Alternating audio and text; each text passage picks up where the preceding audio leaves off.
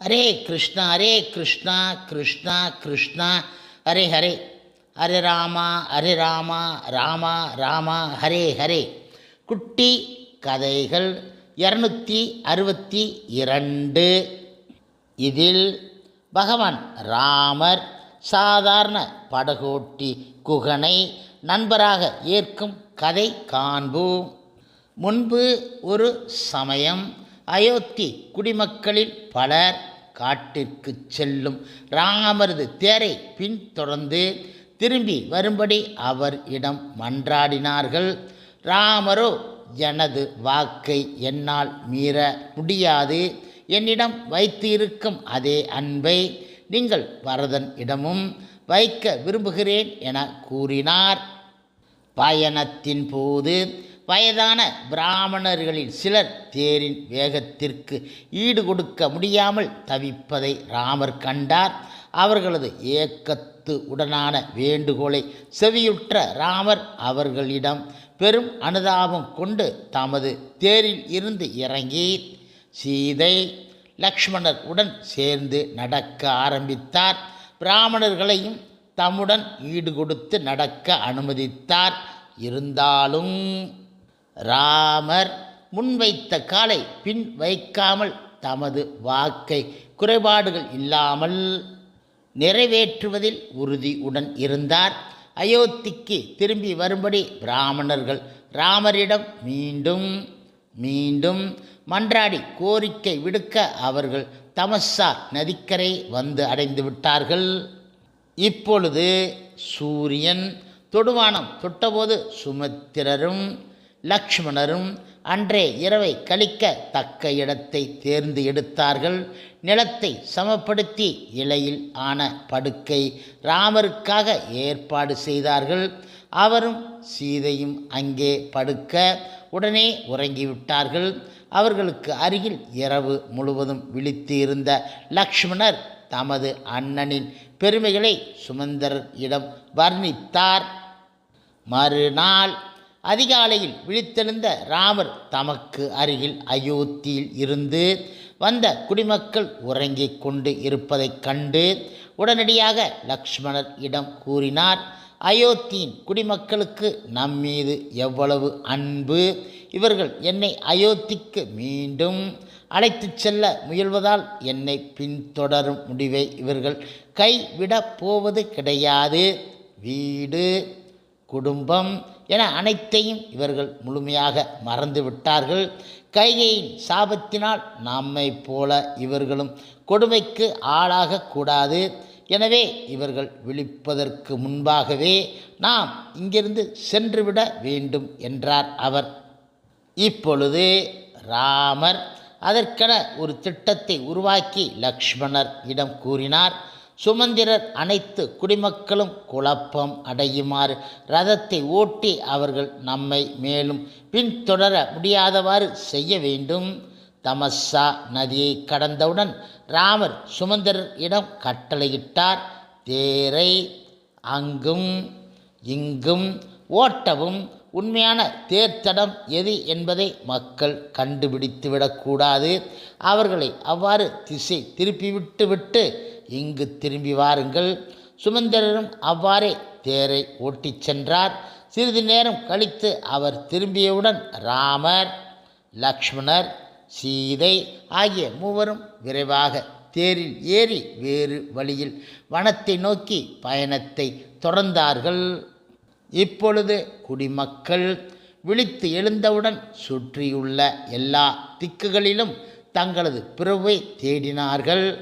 இங்கும் அங்கும் தீவிரமாக தேடியபோது தேர் சக்கரங்களின் அடிச்சுவட்டை கண்டார்கள். ஆயினும் சிறிது தூரத்திற்கு பிறகு அந்த வழி திடீரென நின்றுவிட்டதை பார்த்து எந்த வழியில் செல்வது என்பதை அறிய முடியாமல் அவர்கள் பாதையை உற்று நோக்கியவாறு அழுது கொண்டு இருந்தார்கள். இப்பொழுது ராமர் சென்று விட்டதால் தங்களே கடிந்து கொண்ட மக்கள் புலம்பி தீர்த்தார்கள். ராமர் இல்லாமல் அயோத்திக்கு எவ்வாறு திரும்பிச் செல்வது? அவரை திரும்ப அழைத்து வர இயலாததைக் கண்டு நமது பெண்களும் பிள்ளைகளும் என்ன கூறுவார்கள் நிலா போன்ற அழகான முகம் உடைய ராமர் இல்லாமல் நாம் இங்கு வாழ்வதில் என்னதான் பயன்? மனைவி குழந்தைகளால் என்ன பயன்? ஏன் உயிருடன் வாழ்வதால் கூட என்ன பயன்? ஜனக மன்னரின் மகளும் தாமரை கண்களுடைய ராமரும் இல்லாது குடும்பம் சார்ந்த இன்பங்களால் நமக்கு என்ன நன்மை? இருப்பினும் குடிமக்கள் வேறு வழி இல்லாமல் பெருத்த ஏமாற்றத்துடன் அயோத்திக்கு திரும்பிவிட்டார்கள். ராமர் இல்லாமல் திரும்புவதைக் கண்ட குடும்ப பெண்கள் அவர்களை கடுஞ்சொற்களால் நிந்தித்தார்கள். பெரும்பாலானோர் அமர்ந்தபடி அழுது புலம்பினார்கள். இந்த அதிர்ச்சியை தாங்க இயலாத சிலர் ஊமையாகவும் செவிடாகவும் மாறிவிட்டார்கள். இப்பொழுது கையையின் ஆட்சியில் தங்களால் வாழ முடியாது என அயோத்தியில் இருந்த அனைவரும் அவரை தூற்றினார்கள். இவ்வாறாக அயோத்தியில் இருந்த உயிர்கள் அனைத்தும் ஒரு பெருங்கடலில் நீர் வற்றியதைப் போல மலைத்து நின்றார்கள். பிராமணர்கள் தங்களது கடமைகளை புறக்கணித்தார்கள். வியாபாரிகள் வணிகத்தை கை விட்டுவிட்டார்கள். இல்லறத்தவர்கள் சமைக்கவில்லை. வளர்ப்பு பிராணிகள் வாயிலிருந்து புல்லை கீழே விடுத்தபடி பிரமித்து நின்றன. பசுக்கள் கன்றுகளுக்கு பால் கொடுக்கவில்லை. மேலும் அன்னையர்கள் தங்களது குழந்தைகளை கொஞ்சி மகிழ்வதில் ஆர்வம் காட்டவில்லை. விண்ணிலிருந்த நட்சத்திரங்களும் முறைத்து கொண்டு இருந்தன. கடுமையான வேதனை உணர்ந்த அயோத்தியின் குடிமக்களால் உண்ணவோ பொழுதுபோக்கில் ஈடுபடவோ முடிய கிடையாது. உண்மையில் ராமரின் பிரிவு துயரில் மூழ்கியதால் ஒவ்வொருவரும் கிட்டத்தட்ட நடை பிணங்களாக தோன்றினார்கள். ராமர் பல்வேறு பிரதேசங்களையும் கிராமங்களையும் காடுகளையும் கடந்து சென்றபோது அங்கு இருந்த மக்கள் கூட அவரை வனவாசம் அனுப்பிய தசரதரையும் கையையும் கடிந்து உரைப்பதை கேட்டார். வேத சுருதி மற்றும் கோமதி நதிகளை கடந்து இறுதியில் கோசல மாகாணத்தின் தெற்கு எல்லையை குறிக்கும் செந்திக நதியை அடைந்து விட்டார்கள். ராமர் ரதத்தில் இருந்து இறங்கி தமது பிறப்பு இடமான அயோத்தியிடம் அதன் திசையை நோக்கி கரம் குவித்து விடைபெற்றார்.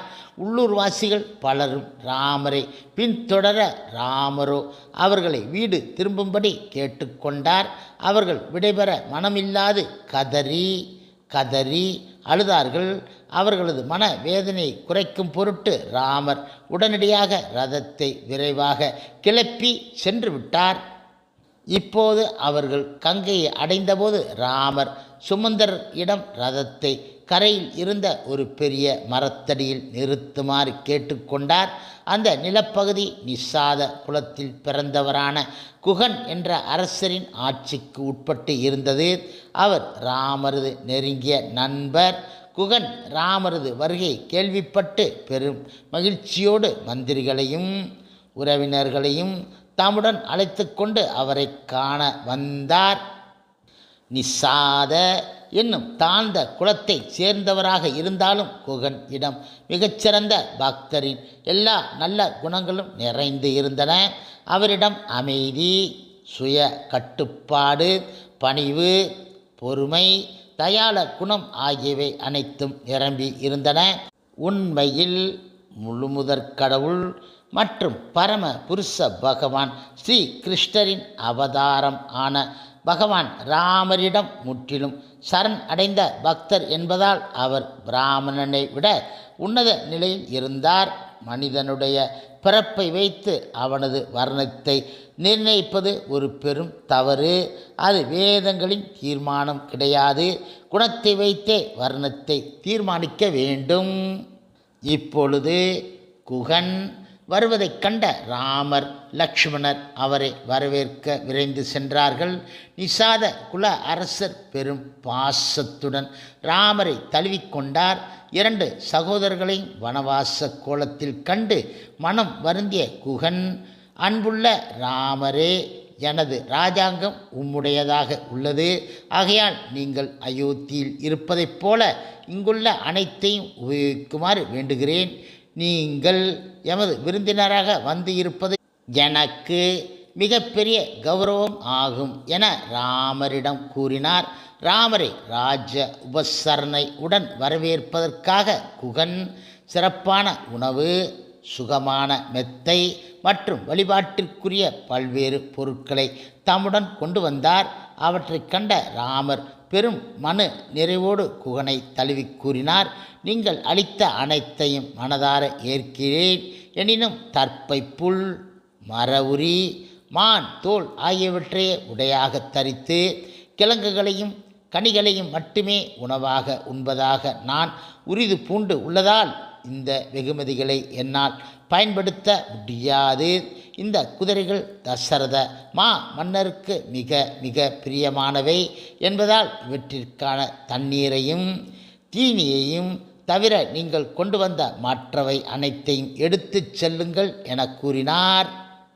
இதனை கேட்ட குகனும் குதிரைகளுக்கு சிறப்பான முறையில் தண்ணீரும் தீனியும் கொடுத்தார். அன்றைய தினம் கங்கைக்கு மரியாதை செய்யும் பொருட்டு ராமர் விரதம் இருந்தமையால் சிறிதளவு நீரை மட்டும் ஏற்றுக்கொண்டார். அன்று இரவு சீதாதேவியும் ராமரும் ஒரு மரத்தடியில் உறங்கிய போது லக்ஷ்மணரும் குகனும் காவலுக்காக விழித்து இருந்தார்கள். லக்ஷ்மணரையும் ஓய்வு எடுக்கும்படி குகன் வேண்டிக் கொண்டார். ஆயினும் ராமரும் சீதையும் ஓய்வு எடுத்துக்கொண்டு இருந்ததால் தாம் ஓய்வு எடுக்க லக்ஷ்மணர் மறுத்துவிட்டார். மறுநாள் காலை ராமர் கங்கையை கடக்க தீர்மானித்து விட்டார். இந்த முடிவை கேட்ட குகன் அவர்களை மறு பக்கத்திற்கு அழைத்துச் செல்ல ஒரு அழகிய படகை கொண்டு வரும்படி தமது ஆட்களிடம் கட்டளையிட்டார். படகு வந்தபோது ராமர் சுமந்தரிடம் கூறினார், இப்பொழுதே அயோத்திக்கு திரும்பி தசரத மன்னருக்கு சேவை புரியுங்கள், அமைதி காக்க முயலுங்கள். ஏனென்றால் அப்பொழுதுதான் நீங்கள் மற்றவர்களை சாந்தப்படுத்த முடியும். நீங்கள் எங்களுக்கு பெரிய உதவியாக இருந்தீர்கள். ஆயினும் இந்த இடத்திலிருந்து நாங்கள் எங்கள் பயணத்தை நடந்தே மேற்கொள்ள இருக்கிறோம். இப்பொழுது சுமந்திரர் தம்மையும் காட்டிற்கு வர அனுமதிக்கும்படி அவர்களிடம் மன்றாடினார். ஆயினும் ராமர் அவரிடம் வேண்டிக் கொண்டார், நீங்கள் அயோத்திக்கு சென்று எமது பரிதாபத்திற்குரிய தந்தையை கவனியுங்கள். ஆழ்ந்த வருத்தத்திற்கு இடம் அளிக்காதீர்கள். நாங்கள் 14 வருடத்திற்கு பிறகு உறுதியாக திரும்பி விடுவோம். எங்களின் நலனை எமது பெற்றோரிடம் அறிவித்து அவர்களுக்கு உறுதி அளிப்பீராக. காலம் தாமதிக்காமல் பரதனை அரியாசனத்தில் அமர்த்த மன்னரை வற்புறுத்துங்கள். பரதனிடம் எல்லா அன்னையர்களையும் சமமாக நடத்தும்படி எனது சார்பாக வேண்டிக் கொள்ளுங்கள். ராமரை விட்டு பிரிவதை தாங்கிக் கொள்ள மனம் இல்லாத சுமந்திரர் வாதம் செய்தார். நான் ரதத்தில் தனியாக அயோத்திக்கு திரும்பினால் மக்கள் 100 மடங்கிற்கும் மேலாக துயரம் கொள்வார்கள். ராமரே, என்னையும் உம்முடன் வர அனுமதியுங்கள். நீங்கள் எம்மை விட்டு சென்றால் எனது வாழ்வு தாங்க இயலாததை ஆகிவிடும் என்பதால் நான் தீக்குளித்தோ நீரில் மூழ்குவதோ உறுதி. அதற்கு ராமர் பதிலளித்தார், உங்களை அயோத்திக்கு திரும்பி அனுப்பினால் மட்டுமே நான் காடு புகுந்ததை கைகேயி உறுதியாக நம்புவாள். இந்த ரதத்தில் நீங்கள் திரும்பவில்லை என்றால் நான் திரும்பி வந்து விடுவேனோ என்ற அச்சம் அவள் மனதில் எப்போதும் இருந்து கொண்டே இருக்கும். குகனை நோக்கிய ராமர் கூறினார், காட்டில் நண்பர்களும் சேவகர்களும் சூழ்ந்தபடி வாழ நான் விரும்ப கிடையாது. மனித நடமாட்டம் இல்லாத ஓர் இடத்திற்கு சென்று ரிஷிகளைப் போல நான் வாழ விரும்புவதால் எனக்கு ஆலமரத்தின் பாலை கொண்டு வாருங்கள். எமது கேசத்தை சடையாக முடித்து கொள்ள வேண்டும் என்றார் அவர். இப்பொழுது குகன் அதனை கொண்டு வந்தவுடன் ராமரும் லக்ஷ்மணரும் அதனை பயன்படுத்தி தமது கேசத்தை ஜடா முடியாக்கி விட்டார்கள். இவ்வாறாக அவர்கள் காட்டில் வாழும் துறவிகளைப் போல காட்சியளித்தார்கள். பின்னர் குகன் இடமிருந்து விடைபெற்று சீதை, ராமர், லக்ஷ்மணர் மூவரும் படகினில் ஏறி புறப்பட்டு விட்டார்கள். படகு ஆற்றின் நடுப்பகுதியை அடைந்தபோது சீதாதேவி கங்கையிடம் தாங்கள் பத்திரமாக மீண்டும் அயோத்தி திரும்ப வேண்டும் என பிரார்த்தனை செய்தால் சிறிது நேரத்தில் மூவரும் தொலை தூரம் கரையை அடைந்து படகில் இருந்து இறங்கி மக்கள் நடமாட்டம் இல்லாத காட்டினுள் தங்களது பயணத்தை தொடர்ந்தார்கள். அப்போது ராமர் லட்சுமணருக்கு கட்டளையிட்டார், நாம் பாதுகாப்பில் விழிப்புடன் இருக்க வேண்டும். நீ முன்னதாக செல்வாயாக, சீதை உன் பின்னால் வரட்டும். இவ்வாறாக லக்ஷ்மணர் முன்னே நடக்க, சீதாதேவி மத்தியில் நடக்க, ராமர் அவர்களை பின்தொடர்ந்தார். இரவு சாய்ந்தவுடன் அவர்கள் ஒரு பெரிய மரத்தடியில் அடைக்கலம் புகுந்தார்கள். ராமர் லக்ஷ்மணர் சீதையை பாதுகாப்பதற்காக இரவு முழுவதும் விழித்து இருந்தார்கள். அப்போது உரையாடிய ராமர் லக்ஷ்மணரை அயோத்திக்கு திரும்பிச் சென்று அன்னையர்களை கைகையின் அக்கிரமத்திலிருந்து பாதுகாக்குமாறு மீண்டும் வற்புறுத்தினார். தமது ஆதரவற்ற அன்னையை நினைத்த அவரது உள்ளம் உணர்ச்சி வயப்பட்டது. அவரது கண்கள் நீரால் நிறைந்தன. சமாதானப்படுத்திய லக்ஷ்மணர் அவரை பிரிந்து தம்மால் வாழ முடியாது என்பதை தெளிவாக எடுத்துரைக்க இறுதியில் லக்ஷ்மணர் தம்முடன் தங்க ராமர் அனுமதித்தார். மறுநாள் காலை ராமர், சீதை, லக்ஷ்மணர் ஆகிய மூவரும் மீண்டும் தங்களது பயணத்தை தொடர்ந்தார்கள். அவர்கள் சிறிது தூரம் நடந்த பிறகு கங்கையும் யமுனையும் சங்கமிக்கும் இடத்தை அடைந்து விட்டார்கள். அங்கு வசித்து வந்த மா முனிவரான பரத்வாஜரை காண விருப்பம் கொண்டு அவரது ஆசிரமத்தை அடைந்த ராமர் உள்ளே செல்ல அனுமதி வேண்டி காத்து இருந்தார். விரைந்து வந்த முனிவரின் சீடன் ராமரை வரவேற்று அழைத்து சென்றார். பரத்வாஜ முனிவர் தமது சீடர்கள் சூழ தியானத்தில் அமர்ந்து இருப்பதைக் கண்ட ராமர் முதலில் தம்மை அறிமுகப்படுத்தி கொண்டு தாம் காட்டிற்கு வர காரணமான சம்பவத்தை விவரித்தார். ராமர், சீதை, லக்ஷ்மணருக்கு தக்க வரவேற்பு அளித்த பரத்வாஜர் பல வகையான கிழங்குகள், கனிகளை கொண்டு உணவளித்து உபசரித்தார். அவர்கள் தங்குவதற்கு தகுந்த இருப்பிடத்தை வழங்கிய பின்னர் முனிவர் ராமரிடம் கூறினார், ராமா, தாங்கள் கானகம் புகுந்த விஷயத்தை கேள்விப்பட்டது முதல் உமது வருகையை எதிர்பார்த்து இருக்கிறேன். 14 வருட காலத்தையும் நீங்கள் எனது ஆசிரமத்திலே நிம்மதியாக கழிக்க வேண்டுமென விரும்புகிறேன். தாங்கள் எந்தவித அசௌகரியமும் உணரா வண்ணம் எமது சீடர்களும் உமது விருப்பம் போல் நடப்பார்கள் என்றார் அவர். ராமர் புன்னகை பூத்த வண்ணம் கூறினார், முனிவர்களில் தலை சிறந்தவரே, உமது அன்பான உபசரிப்புக்கு மிக்க நன்றி. உமது ஆசிரமம் அயோத்திக்கு மிக அருகில் அமைந்து உள்ளதால் நான் இங்கு தங்கினால் என்னை காண பொதுமக்கள் பெருந்திரளாக வர நேரிடலாம் என அஞ்சுகிறேன். எனது வனவாச சபதத்தை முறையாக நிறைவேற்றுவதற்கு உகந்த தனிமையான ஓர் இடத்தை தயை கூர்ந்து எனக்கு பரிந்து உரைக்கவும்.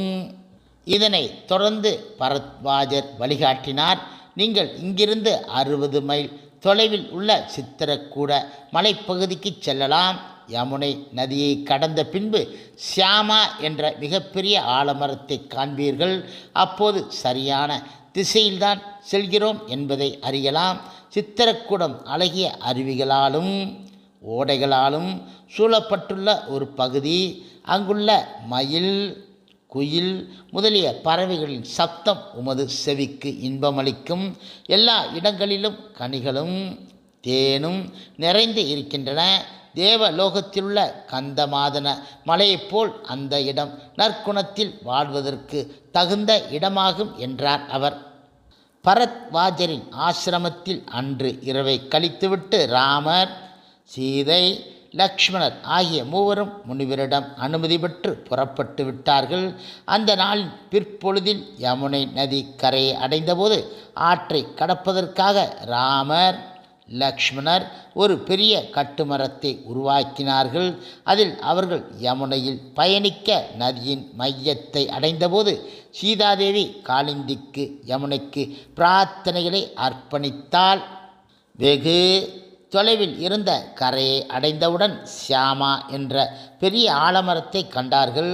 சீதாதேவி தனது மரியாதைக்குரிய வணக்கத்தை அந்த புனிதமான மரத்திற்கு அர்ப்பணித்து அயோத்திக்கு எந்தவித இடையூறும் இல்லாமல் திரும்ப வேண்டும் என பிரார்த்தித்தாள். சில மணி நேரம் அங்கு தங்கியிருந்த பின்னர் ராமர், சீதை, லக்ஷ்மணர் ஆகிய மூவரும் அன்று இரவை யமுனை நதிக்கரையில் கழித்தார்கள். மறுநாள் காலை அவர்கள் தங்களது பயணத்தை தொடர்ந்தார்கள்.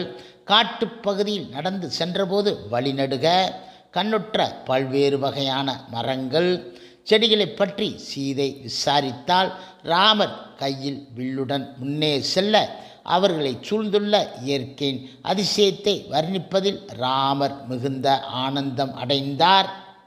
இவ்விதமாக ராமர், சீதை, லக்ஷ்மணர் ஆகிய மூவரும் இறுதியில் சித்திரக்கூட மலைப்பகுதியை அடைந்து விட்டார்கள்.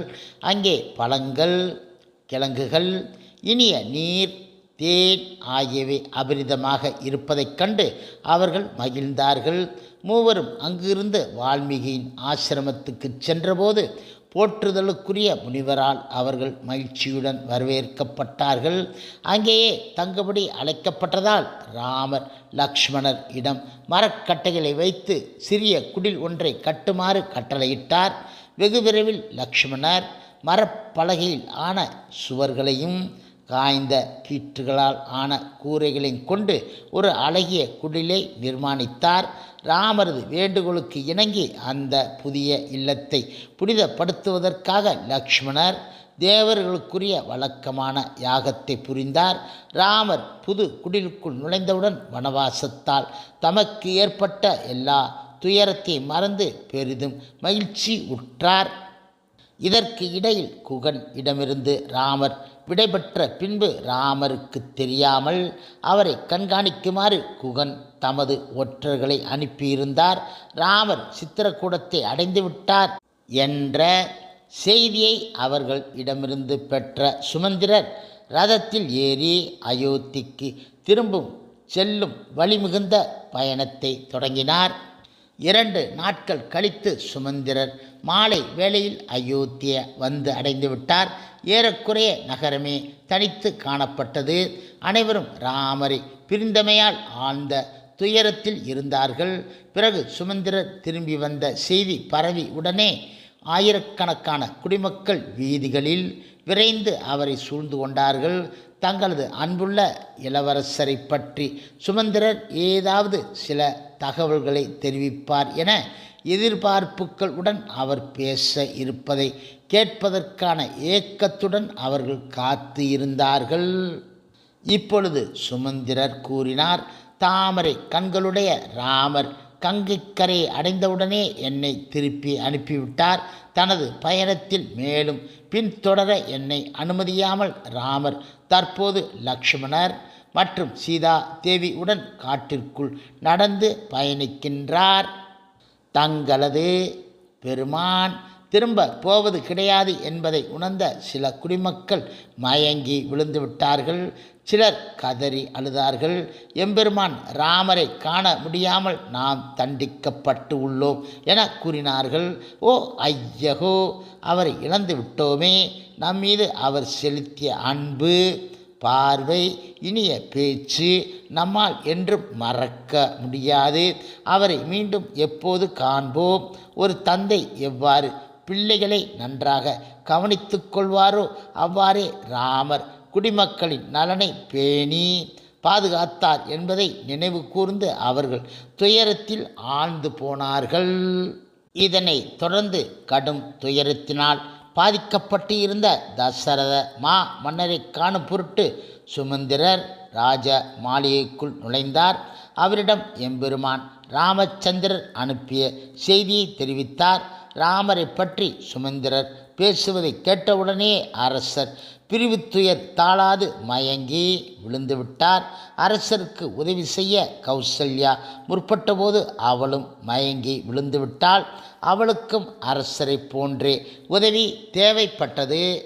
சுமந்திரர் பேசுவதற்கு முன்பாக அரசி கௌசல்யா அரசரிடம் கூறினாள், இப்போது ஏன் அழுது புலம்புகின்றீர்கள்?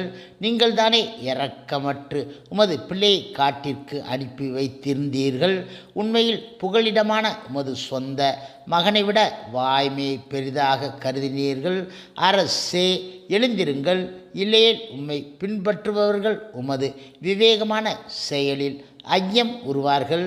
நீங்கள் இனியும் அழுது புலம்பிக் கொண்டே இருந்தால் உமது பிரஜைகள் எம்பெருமான் ராமரின் பிரிவினும் நெருப்பில் பொசுங்கி அழிந்து விடுவார்கள் என்றாள் அவள். கௌசல்யாவின் கடுமையான வார்த்தைகள் மன்னருக்கு சவுக்கு அடி கொடுப்பதைப் போல் இருந்தது. சுய நினைவிற்கு திரும்பிய மன்னர் தசரதர் சுமந்திரர் இடம் வினவினார். சுமந்திரரே, ராமன் விடைபெற்ற போது கூறிய அனைத்தையும் விளக்குவாயாக. அவன் இப்பொழுது எங்கு இருக்கின்றான்? என்ன உணவை ஏற்கின்றான்? இத்தனை வருடங்களாக ஆடம்பர வாழ்விற்கே பழக்கப்பட்டவன் மென்மையான சீதையினால் எவ்வாறு காட்டுச் சூழலில் வாழ முடிகின்றது? அவளது மென்மையான உடலால் முள் கீரலையோ பொசுக்கும் சூரியனின் வெப்பத்தையோ தாங்க முடியாதே. மேலும் அன்புள்ள என் மகன் லக்ஷ்மணன் எவ்வாறு இருக்கின்றான்? அவனுடைய தன்னலமற்ற செயல்கள் யாவை? என்ன உணவை ஏற்கின்றான்? அவர்கள் எனக்கு அனுப்பிய செய்தி ஏதேனும் இருக்கின்றதா? சுமந்திரரே, நீங்கள் அளிக்கும் பதிலில் பலத்தில்தான் என்னால் உயிர் வாழ முடியும் என்றார் அவர்.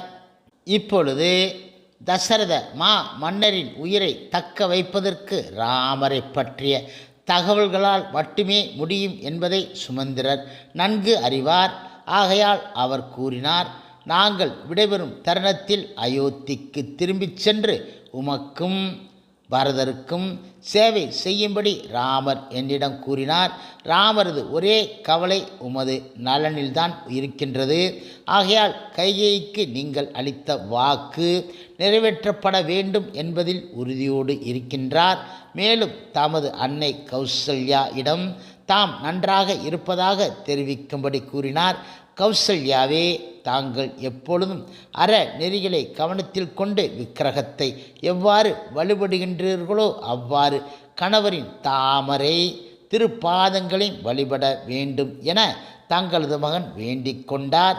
மேலும் உங்களது அந்தஸ்தினாலும் மூத்தவள் என்ற எண்ணத்தினாலும் எழக்கூடிய ஆணவத்தை புறக்கணித்துவிட்டு அரசி கைகேயை பிரதானமானவளாக ஏற்று செயல்படும்படி கேட்டுக்கொண்டார்.